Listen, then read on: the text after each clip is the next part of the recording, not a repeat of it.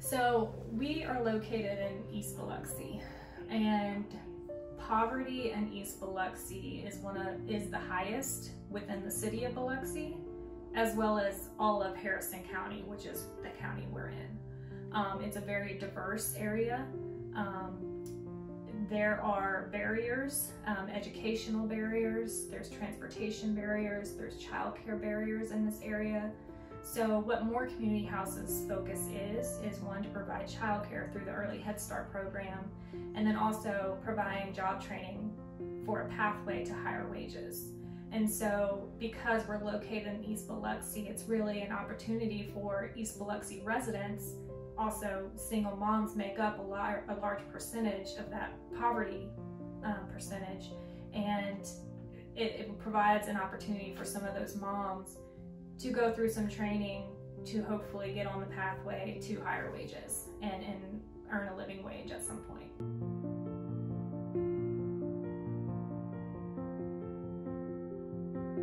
Within East Biloxi, there aren't a lot of industrial employers. However, employers along the 3 coastal counties, Harrison, Jackson, and Hancock, we work closely with, and they really benefit from, one, our recruitment of women to meet any kind of EEO goals, and having that pipeline of qualified applicants in general, women or not. And so we work really closely with Ingalls on recruitment events and training women and ensuring there is a direct pipeline. However, we have employers from all over the coast come to us, and they really benefit from, again, having those qualified applicants ready to go to work.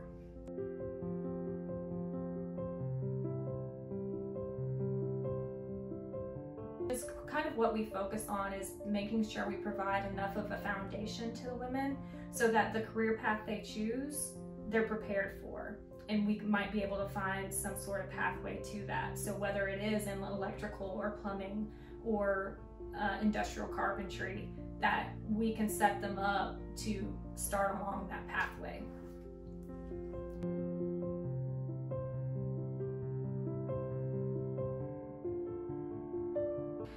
It is, the money of course helps us to be able to train more women and credential more women, making them competitive for trades jobs.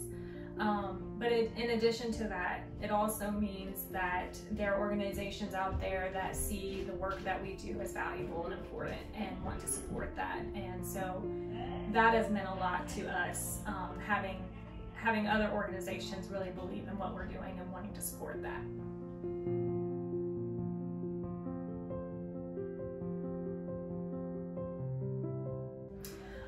Our intention right now is to put that money towards credentialing the women that come through. We know that the credentials, the NCCER and OSHA credentials that they receive through our program are really important in making them competitive candidates for employers. And so the money from SCOAR will help us, and Southern Millwrights Union, Southern Millwrights Council will help us to be able to credential more women. So basically in our 320-hour course, we do NCCR core credentialing, and so there are 8 modules in that core credential that they will have to pass both a written test and a performance profile for. And so the process in class spans several weeks for them to go through that material, test on it, do the performance profile so that they can earn what's called the core curriculum credential.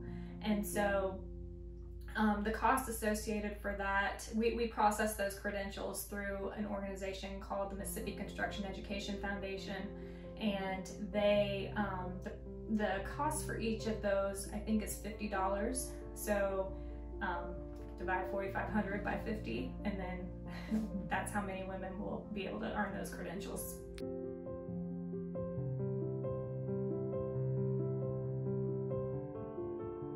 So unfortunately, Michelle's class was our first hybrid class. It was she was we were ready to start our next class, and then everything started shutting down for COVID, and so we followed suit.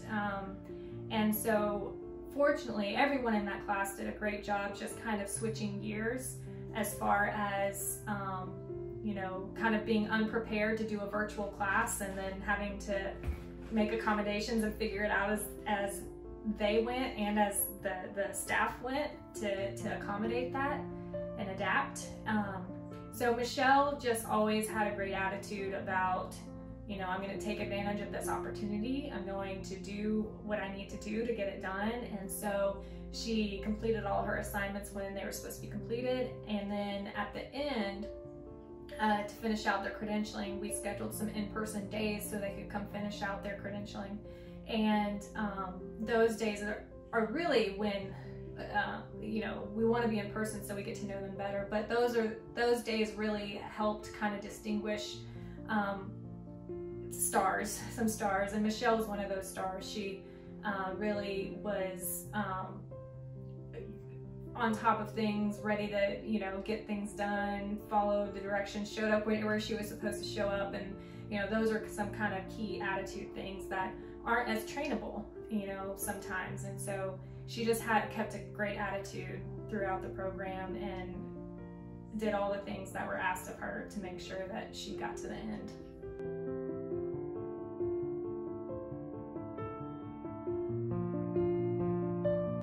As we know and see, women who, you know, might have some barriers or are coming from low-wage jobs or unemployment don't always have access to funds to acquire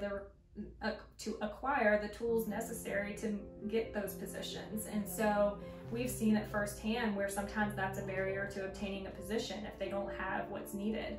And so I think having those already to kind of set her up along her way are going to be really important to making sure it's seamless, rather than any kind of hiccups and worries about where those tools are going to come from.